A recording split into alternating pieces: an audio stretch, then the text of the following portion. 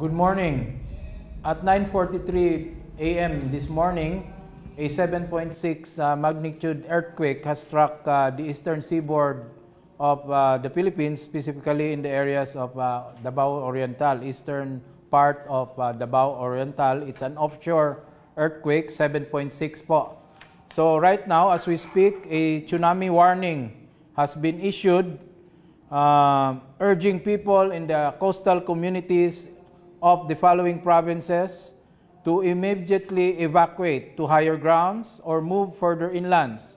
So Eastern Samar, Dinagat Island, Davao Oriental, Southern Leyte, Surigao del Norte, Leyte, and Surigao del Sur.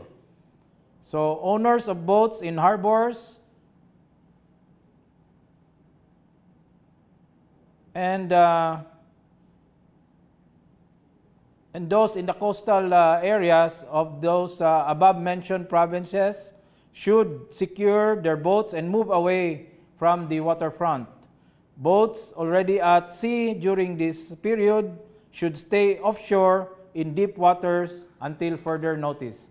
So as we speak, information from PHIVOLCS state that the first wave is expected between 9:43 up to 11:43 a.m.